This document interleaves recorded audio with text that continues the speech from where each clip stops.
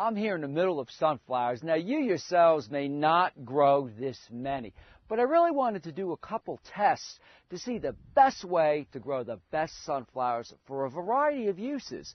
One of the things that I did learn is you need to time your sunflowers and plant them maybe every 2 or 3 weeks, starting sometime in early summer.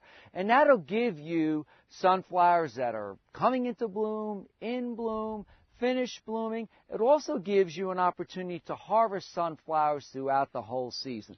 I learned a couple things. When you plant your sunflower seed, don't mix the varieties. Here I sort of mix some varieties, so some are tall, some are short.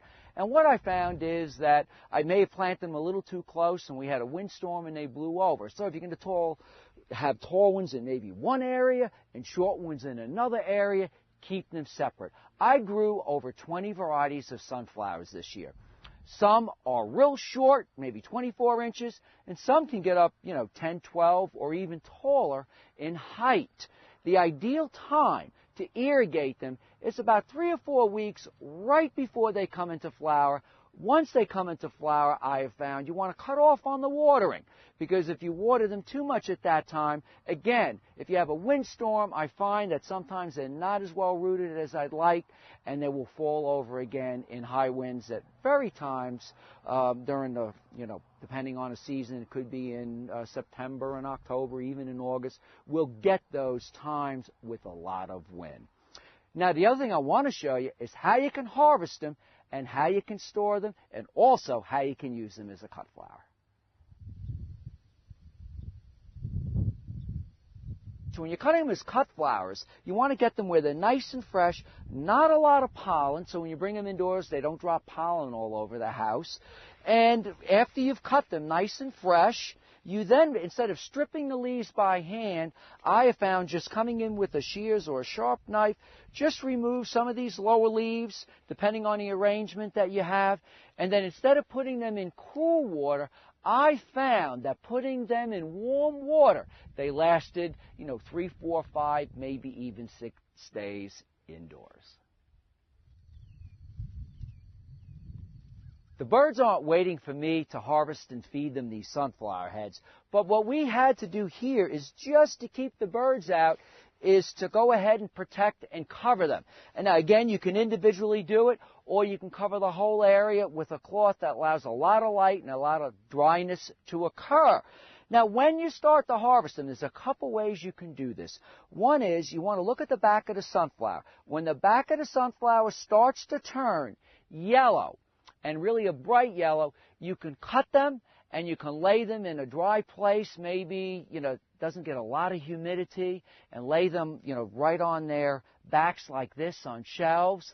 But one of the reasons that I want to harvest them and dry them in the field is that as they begin to turn yellow, they'll eventually turn brown, and you will have sunflowers that are perfectly dried on a stem that you can stick in your trees and shrubs to feed the birds.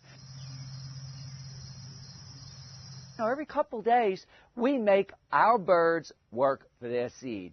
And as you can see here, we just stick, you don't need the giant sunflowers, even the little ones that they love. And we just come out in the garden, and you just take your sunflowers, and you just stick them on your feeder like this. Now, you can stick these in your shrubs. You can lay these on a flat feeder. You can even take an old stump and maybe, leave it about the height that I am, cover it with chicken wire, and stick your sunflowers in them. Just change them occasionally. And what you're going to find is after a couple days, you're going to have something that started out like this, and it's going to look just like this. And I never realized how much the finches and some of the other birds love fresh sunflower. Not a week old, not a month old, not 3 months old. We pick it, and we put it on the feeder, and they come all day long. And one thing you might forget, and you may never even think about it, and that is to stake your sunflowers. I made the mistake. I grew these beautiful sunflowers, woke up one morning, and the wind had blown many of them over. And that means just take a metal stake, drive it into the ground. It's got to be pretty substantial, or a heavy, wooden stake, and use high tensile wire or wire that's not going to break, or string that's not going to break. And you might wonder, well, why do I have to do that? Well, the reason is that if you're lucky enough your sunflowers might get this big. Now, one thing I really haven't talked about, and that is sunflowers provide a great source of pollen for your bumblebees and honeybees. And if I had to pick one plant that I saw more honeybees on and more bumblebees on, it was on my fields of sunflowers. So if anything, grow your sunflowers for the honeybees. I'm Mark Viette. Join me next time in the garden.